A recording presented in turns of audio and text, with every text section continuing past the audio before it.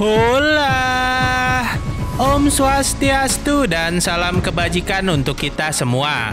Dan semoga kawan semuanya selalu mendapatkan hari yang cerah dan diberi rejeki yang melimpah.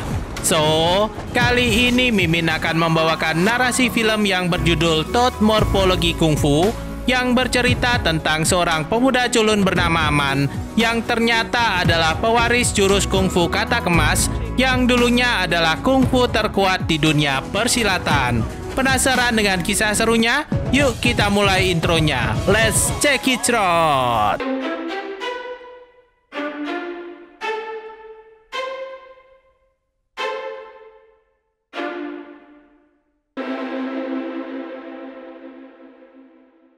Awal scene dimulai pada saat sebuah kereta kuda sedang dikejar oleh para asasin terkuat yang mencoba untuk membunuh seorang bayi di dalam kereta tersebut. Dan saat itu, tentu saja para asasin mendapatkan perlawanan sengit dari para penjaga yang melindungi kereta itu dengan taruhan nyawa.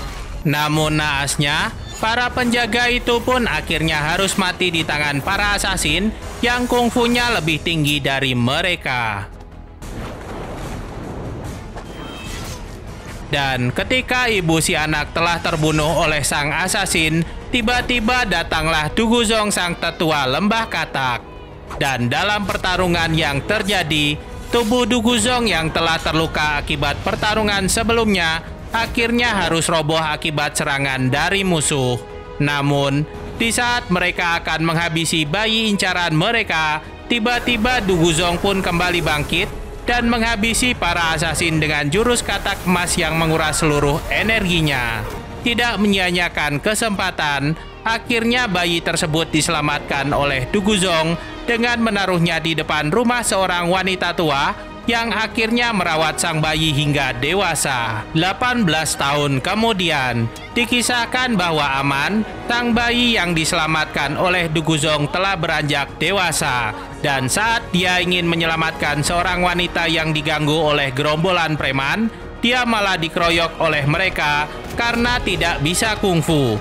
Dan tiap kali dia dikeroyok oleh preman, untungnya dia selalu diselamatkan oleh Ling-Ling yang selalu muncul tiba-tiba. Di tempat lain, dikisahkan bahwa Kun Yu sedang diperintahkan oleh Nan Gong Yin untuk mencari giok ungu yang berisi rahasia kekuatan jurus sekte katak emas. Dan karena mereka lagi-lagi menangkap orang dengan giok ungu yang salah, Nan Gong Yin pun marah dan langsung membunuh salah satu anak buahnya dan memerintahkan Kun Yu untuk menghabisi orang yang ditangkap oleh mereka. Di sisi lain, Ling-Ling yang menganggap Aman terlalu lemah, seperti biasa mengantarkannya ke rumah nenek Aman yang telah merawat Aman dari kecil. Dan saat Aman membuatkan sang nenek obat untuk diminum, Ling-Ling yang memperhatikannya tanpa sengaja melihat giok ungu milik Aman. Dan dari situ, Aman pun memberitahunya bahwa giok itu adalah satu-satunya peninggalan keluarganya. Scene pun berlanjut pada Nan Gong Yin yang memaksa Xiao Jue sang ketua sekte Tianlong untuk menyerahkan kitab rahasia kungfu sekte Tianlong kepadanya.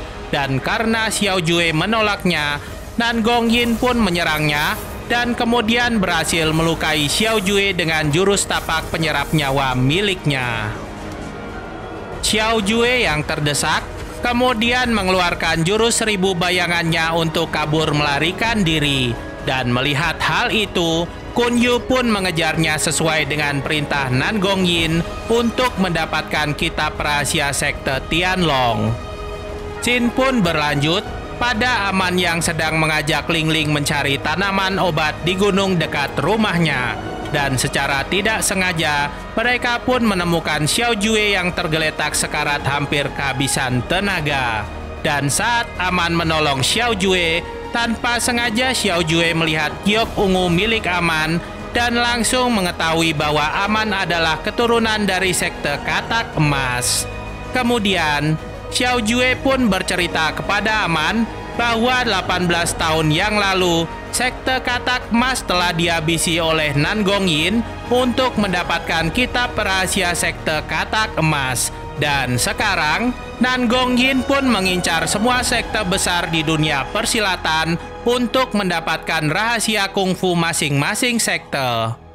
Tidak menunggu lama, Xiao Jue yang sekarat memutuskan untuk menyalurkan inti tenaga dalamnya kepada Aman dan mewariskan kepadanya rahasia kungfu sekte Tianlong kepadanya untuk diselamatkan dari tangan Nan Gongyin sebelum akhirnya mereka pun diminta kabur oleh Xiao Jue dari tempat itu. Dan setelahnya, Nan Gongyin yang menemukan bahwa Xiao Jue tidak membawa kitab rahasia sekte Tianlong dan berkata bahwa seorang dari masa lalu akan menuntut balas padanya, kemudian membuat Nan Gongyin menjadi murka dan langsung membunuh Xiao Jue seketika. Dan saat itu, Kun Yu tanpa sengaja menemukan keranjang tanaman obat milik Aman dan kemudian curiga bahwa kitab rahasia sekte Tianlong telah dibawa oleh orang lain. Di sisi lain, saat Aman dan Ling Ling berada cukup jauh dari tempat itu, mereka pun terlibat perdebatan tentang Nan Gongyin yang dianggap Aman sebagai penjahat. Sedangkan Ling Ling yang menyembunyikan identitasnya sebagai putri kandung Nan Gongyin tentu saja tidak percaya akan hal itu dan menganggap Nan Gongyin adalah seorang pendekar pembela kebenaran. Hal itu pun akhirnya membuat Ling Ling kesal dan langsung pergi meninggalkan Aman sendirian.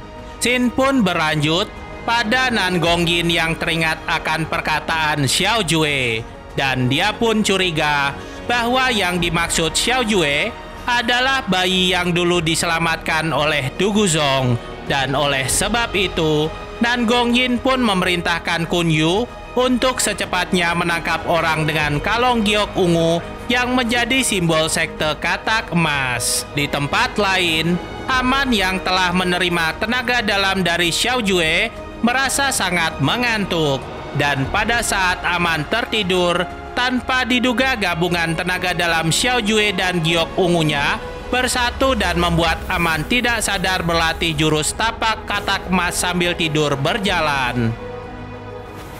Scene pun berlanjut pada Ling Ling yang telah kembali ke rumahnya, dan karena penasaran akan apa yang dilakukan ayahnya, dia pun menyuruh pelayannya untuk melapor padanya tentang apapun aktivitas Nan Gongyin kepadanya. Sementara itu, Nan Gongyin dikisahkan sedang menerima hadiah dari Luo Shang, sang ketua dari sekte Yumo.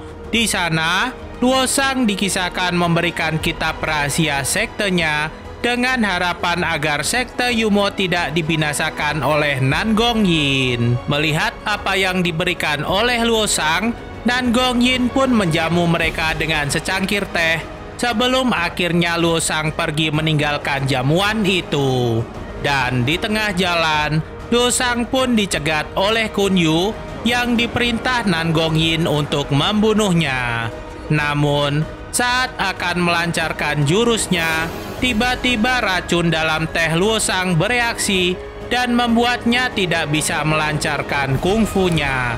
Hal itu tentu saja membuat Kun Yu dengan mudah mengalahkan murid Luo Shang dan kemudian membunuh mereka berdua. Adegan pun berlanjut pada Nan Gongyin yang mencoba membuka pusaka bel hitam hasil membantai sekte Jinwu, namun dia tidak berhasil membukanya.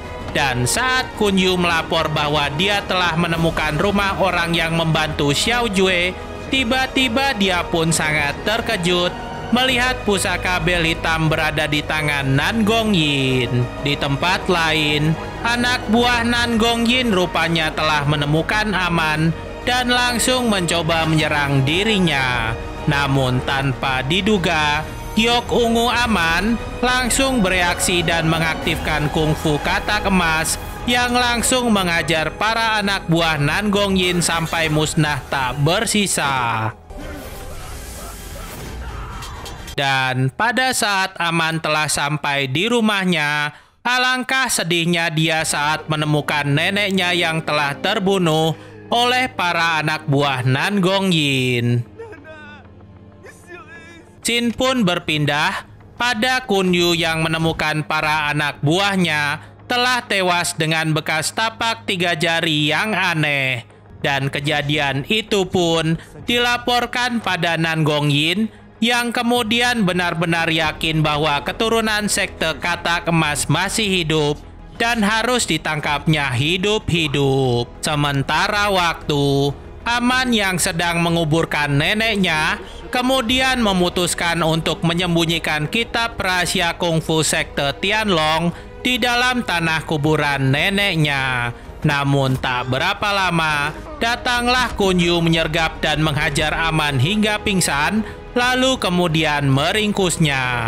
Dan saat Aman telah disekap di penjara bawah tanah, Nan Gongyin pun berusaha mencekiknya, namun terpental oleh aura giok ungu milik Aman. Kesal akan hal tersebut, Nan Gongyin pun memasukkan ulat sutra beracun ke dalam tubuh Aman agar dia menderita dan akhirnya akan mengaku tentang di mana dia menyimpan kitab sekte Tianlong dan juga rahasia kungfu Katak Emasnya.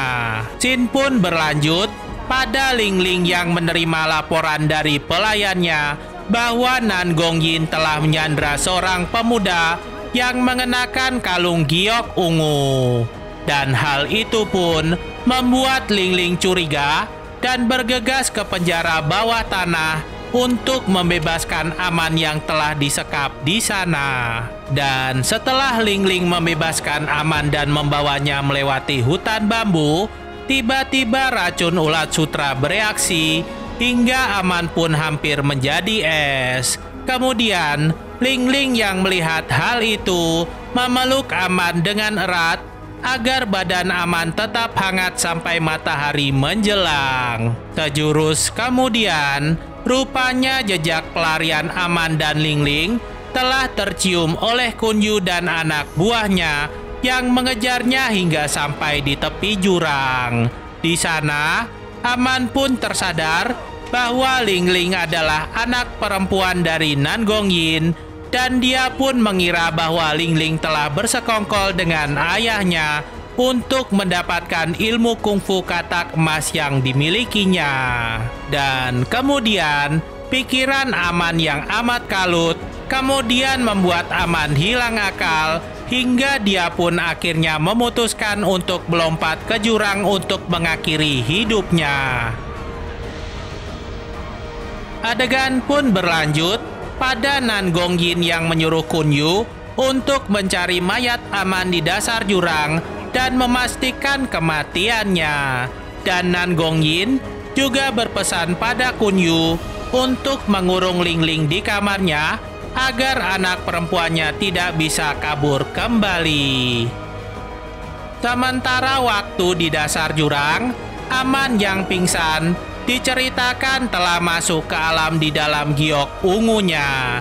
Di sana, dia pun bertemu dengan jiwa Duguzong yang kemudian mengajarinya jurus inti dari kungfu Katak Emas yang diincar oleh Nan Gongyin selama ini. Dan jurus inti Katak Emas itu akhirnya mampu menghilangkan racun ulat sutra yang ada dalam tubuh Aman. Dan setelah menguasai inti jurus Katak Emas, Aman pun kembali ke kota dan menolong orang-orang yang berada dalam kesusahan dan menumpas para penjahat yang berkeliaran, hingga dia pun dijuluki sebagai pendekar misterius di kalangan warga kota. Dan lambat laun, berita tentang pendekar misterius ini sampailah di telinga Nan Gongyin yang kemudian menggelar konferensi kungfu dan khusus mengundang si pendekar misterius melalui selebaran di papan kota. Scene pun berlanjut pada Aman yang telah datang menghadiri turnamen bela diri yang diadakan oleh Nan Gongyin.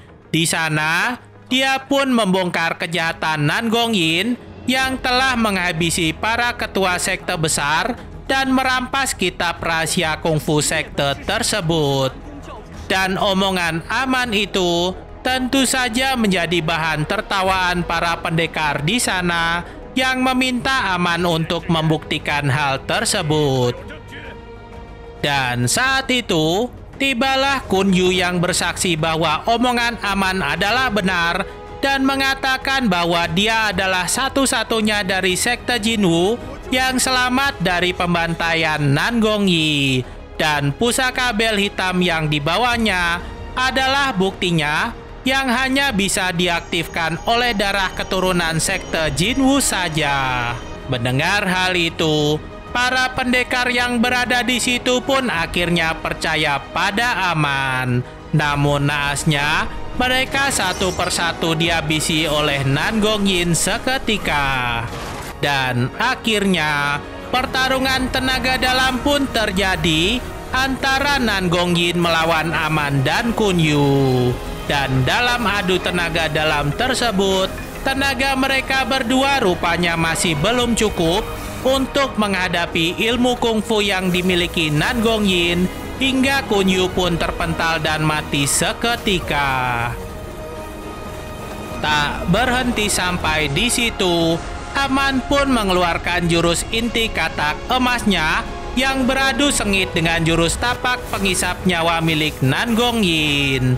Dan pada saat ledakan tenaga dalam mereka beradu di udara, Nangongyin pun melancarkan serangan kejutan yang tiba-tiba ditahan Lingling dengan tubuhnya hingga dia pun sekarat. Dan dalam momen menjelang ajalnya, Lingling pun berpesan pada Aman untuk menyudahi dendamnya dan memaafkan ayahnya yang telah membantai sekte katak emas dan orang tua Aman, sebelum akhirnya Lingling kemudian menghembuskan nafas terakhirnya. Melihat putrinya yang telah mati akibat ulahnya, akhirnya Nangongyin pun sangat terpukul hingga dia pun jatuh tak sadarkan diri.